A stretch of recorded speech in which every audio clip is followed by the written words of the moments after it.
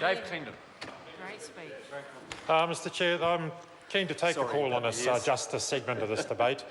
We live in a constitutional democracy. We have a robust judicial system, apparently. We respect the rule of law.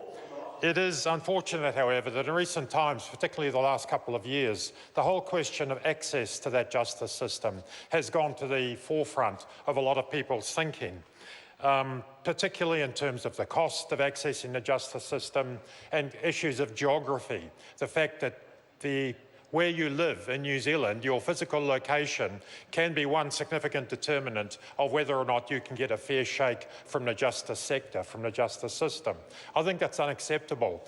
The justice community, the judiciary, the law, legal fraternity and the like is an inherently conservative community. By the very nature of what they do, they are conservative, which makes it all the more significant that some of the language emerging from that community of interest has been arguably quite radical, quite outrageous in some views. We've been hearing from lawyers themselves, from judges. We're hearing from people who work in the courts. We're hearing from probation officers. And we're certainly hearing it from the people who are endeavouring to engage, for whatever reason, with the justice system, that the cost is simply too high. There is insufficient support for the least well-off, who often are the highest needs. We're in real danger of finding a situation where New Zealanders will get the best justice that they can afford. And that's an untenable situation for a country like ours to find itself in.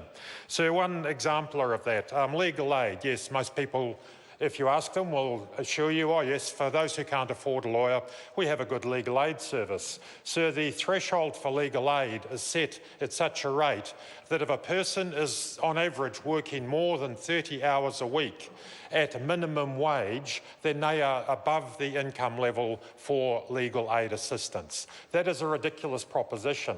Somebody who will be barely surviving 30 hours a week at minimum wage puts you above the income threshold to qualify for legal aid. That is a ludicrous proposition.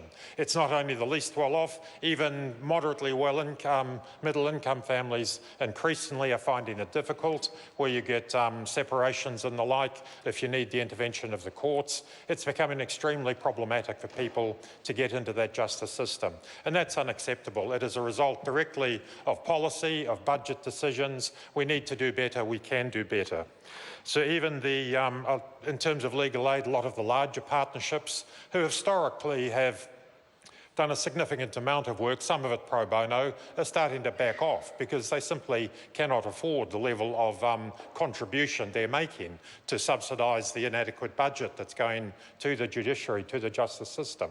Smaller partnerships, particularly around family courts and the like, are simply struggling. They cannot take on work where they will be constantly losing money. That's an unacceptable situation.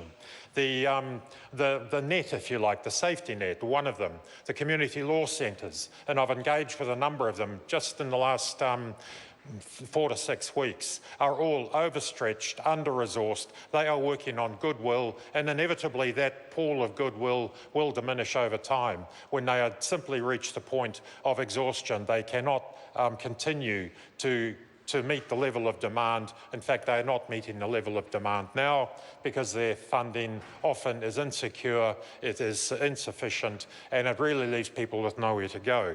I think our Labor colleague Jacinda Ardern was commenting on the family court issues, and particularly the matter of self-representation.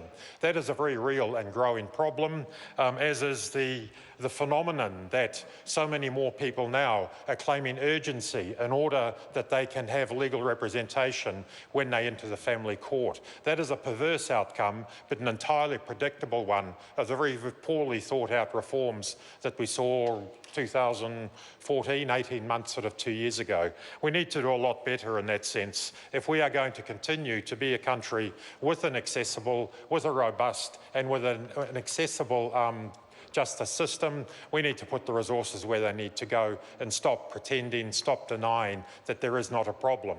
Because sadly, that is largely this government's response, that there's nothing to see here, everything's roses, talking to people on the ground, in the community, in the judicial system. We know very well that is not the case. So I'd like to speak briefly to corrections. Again, I make it my business to visit the prisons regularly, and Mr. Chair, excuse me, Mr. Chair, I will finish there. Okay, scrub that. By leave, Rod Mark.